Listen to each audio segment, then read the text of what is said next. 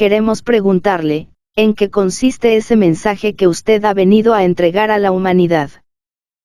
Ciertamente se trata de un mensaje específico, para la nueva era del Aquarius. Es un mensaje completamente revolucionario, muy diferente a todo lo que se hubiera enseñado en siglos pasados, y sin embargo, indispensable para la nueva edad que en estos momentos se inicia, entre el augusto tronar del pensamiento. A diferencia de antiguos ciclos, dijéramos, zodiacales, este ciclo de Acuario nos lleva a muy profundas reflexiones.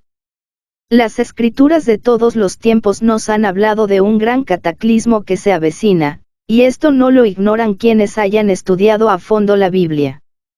El Génesis de Moisés cita al diluvio universal y el Apocalipsis de San Juan nos habla del agua ardiente de fuego y azufre, que es la muerte segunda, es decir, la Biblia se inicia con el agua y concluye con el fuego. El agua y el fuego se debaten mutuamente, la humanidad, pues, cuando no perece por el agua, perece por el fuego. Ya sabemos que la humanidad de los tiempos antiguos pereció por el agua, con la segunda catástrofe transalpiniana que cambió totalmente la fisonomía de nuestro globo terrestre. La presente humanidad perecerá por el fuego y los terremotos, así está escrito. Quien haya investigado alguna vez la doctrina secreta de Anáhuac, podrá evidenciarlo. Muchos son los profetas que nos han hablado sobre lo mismo, recordemos a Mahoma, Breker. Demos el sermón profético de Jesús ben Pandirá, Jesús de Nazaret, las profecías de los mayas, etcétera, etcétera, etcétera. No está lejos el cataclismo final. Podemos asegurar que estamos a las puertas, aunque esto parezca increíble. También parecía increíble a los habitantes de la Atlántida, que estuviesen a las puertas de la sumersión de aquel continente, cuando el Manu Baibasbata, que no es otro más que el Noé bíblico, les hablaba de la gran catástrofe que se avecinaba. Las gentes se reían y decían, este hombre está loco, y en vísperas de la gran tragedia todos comían, bebían, se divertían, se casaban y se daban en casamiento, como dicen las sagradas escrituras, y al otro día eran cadáveres. Así también por estos tiempos, las gentes comen, duermen, se divierten, se degeneran cada vez más y más, y dentro de poco ya serán cadáveres. Habrá un fuego y que nadie podrá apagar. El día del gran incendio está cerca, viene una catástrofe espantosa, los terremotos se intensifican de instante en instante, de momento en momento, téngase en cuenta que el fuego del interior de la Tierra se halla en desasosiego. Sucede que en el Atlántico, y sobre todo en el Pacífico, existen grietas muy profundas, en el Pacífico se hallan las más hondas, y el agua ya está en contacto con el fuego interior de la Tierra mediante tales grietas, entonces, es claro, que se están formando vapores y presiones dentro del interior del globo terráqueo, y tales presiones y vapores son los que originan los terremotos. Conforme aumenten tales presiones y vapores, los terremotos se irán intensificando, y llegará el día en que nadie podrá, pues, vivir en paz, vivir tranquilo, y las ciudades caerán como castillos de naipes hechas polvo, hechas cisco. Así, pues, esa es la cruda realidad de los hechos. Así como en los días de Noé, que ya dije, es el mismo Manu Baibasbata, hubo un pueblo selecto, es decir, un ejército de salvación mundial que escuchó las enseñanzas de aquel Manu Avatara, y que fue salvado de entre las aguas y pudo abandonar el continente antes de que éste se sumergiera definitivamente, para entrar al corazón del Asia. Así también, ahora se está formando un ejército, y es obvio, que sobre mí pesa la mayor responsabilidad. En su momento y en su hora, y en su día indicado, habrá un nuevo éxodo, este pueblo, este ejército de salvación mundial de la raza aria, estará formado por los electos, por los distinguidos, por aquellos que hayan querido escuchar el mensaje que estamos entregando a la humanidad. Y es obvio que tal pueblo, que tal ejército, será salvado secretamente. Ese es, exactamente, el objetivo de mi labor, esa es, exactamente, la misión que se nos ha encomendado. Escuchar el mensaje y vivirlo es, pues, lo más indicado para aquellos que quieran ser salvos. De venerable maestro, ese mensaje suyo, pues, se dice que es un real cuerpo de doctrina, es lógico que por ser una enseñanza tan completa, pues, encierra en todas sus partes un cuerpo de doctrina. Ese cuerpo de doctrina viene siendo el mismo de Moisés, el mismo de Jesús, ¿o hay alguna diferencia? ¿Nos pudiera explicar, maestro, en qué consiste ese cuerpo doctrina? Los principios básicos de la gran sabiduría universal son siempre idénticos. Tanto el Bude, como Hermes Trismegisto, Quetzalcóatl o Jesús de Nazaret, el Gran Kebir, etc., entregaron un mensaje. Cada uno de ellos contiene, en sí mismo, los principios cósmicos de tipo completamente impersonal y universal. El cuerpo de doctrina que estamos entregando ahora, es revolucionario en el sentido más completo de la palabra, pero contiene los mismos principios que enseñara el Bude en secreto a sus discípulos, o aquellos que el Gran Kebir entregara en secreto a los suyos. Es el mismo cuerpo de doctrina, solo que está presentado en forma revolucionaria y de acuerdo con la nueva edad que ya se avecina. Cuando digo así, nueva edad que ya se avecina, no me estoy refiriendo, propiamente, a la era del Aquarius que ya comenzó o empezó. Cuando yo hablo de la nueva edad, que ya se avecina, me refiero a la futura edad de oro, pues, el ejército de salvación mundial que estamos preparando ahora, tiene que recibir las enseñanzas que se darán en la futura edad de oro. Esa futura edad de oro, vendrá después del gran cataclismo, y el mismo, se sucederá en esta era del aguador que ya está comenzando. Así pues, quien recibe este tipo de enseñanzas, se prepara, de hecho, no solamente para la edad del aguador, sino también para la futura edad de oro. Este cuerpo de doctrina, en sí mismo, es claro, específico, concreto, se fundamenta en los tres factores de la revolución de la conciencia: nacer, morir, sacrificarnos por la humanidad. Debidamente entendido.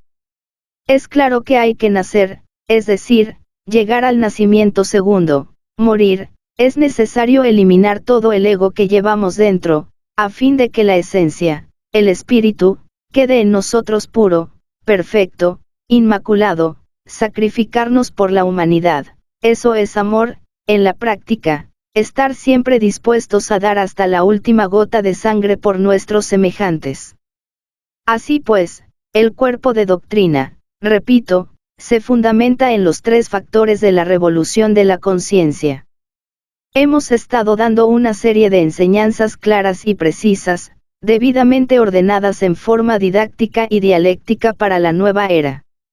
En principio hemos enseñado el kinder, que está constituido por obras tales como, el matrimonio perfecto, la revolución de Bell, rosa ígnea, catecismo gnóstico, conciencia Cristo, apuntes secretos de un gurú, más allá de la muerte, mirando al misterio, etcétera, etcétera, etcétera.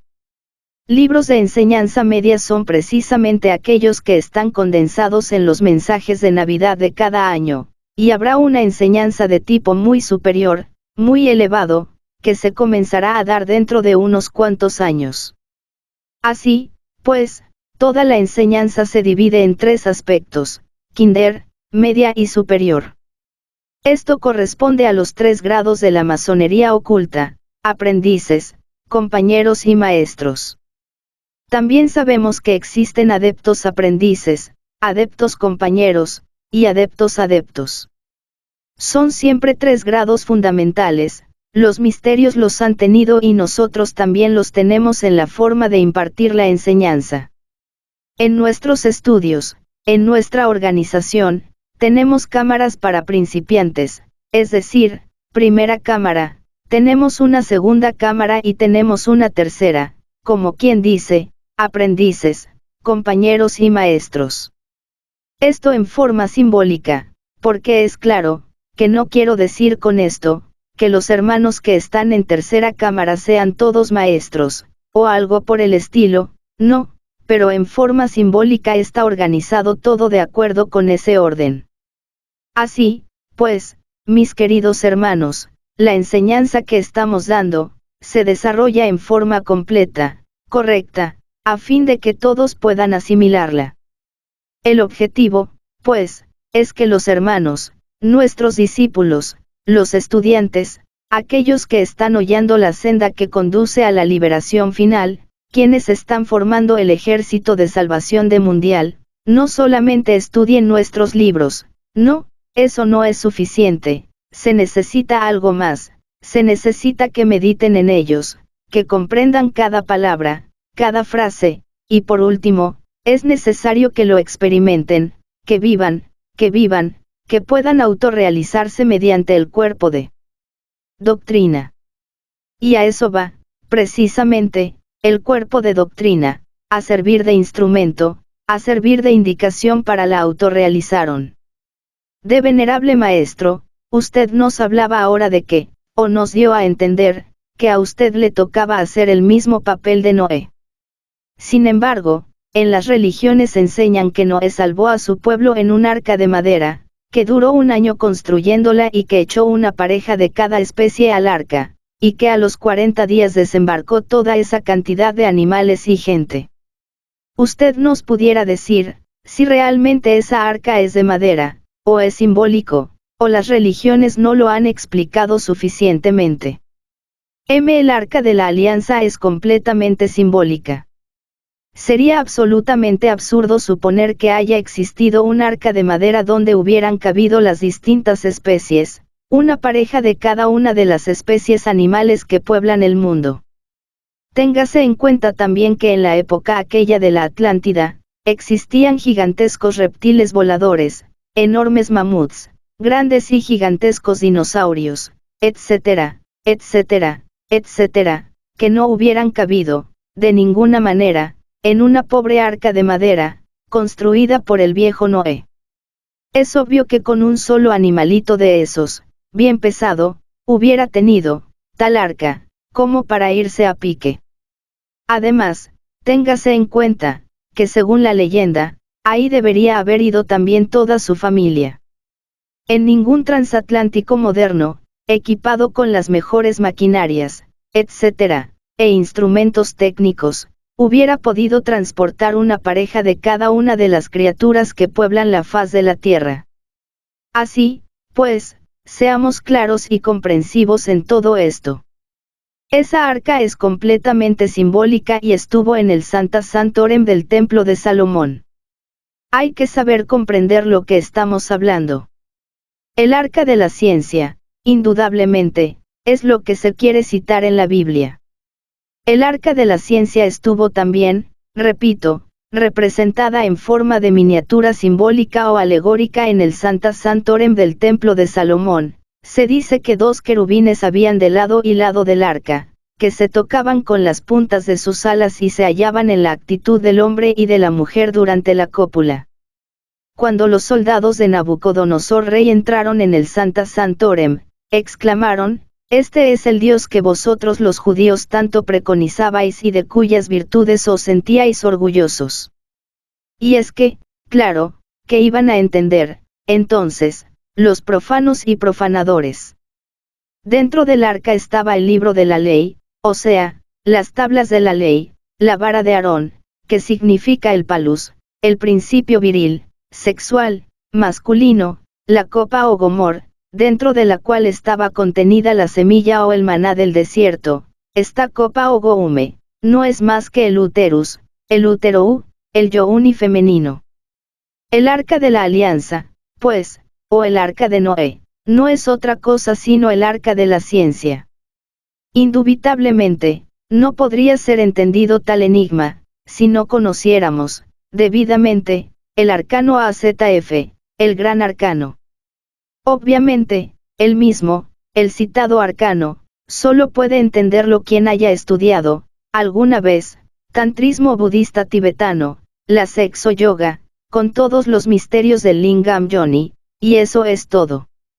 ¿Entendido? De sí, venerable maestro. Otra cosa que sería bueno que nos aclarara, es algo que flota sobre la creencia de todas las gentes religiosas.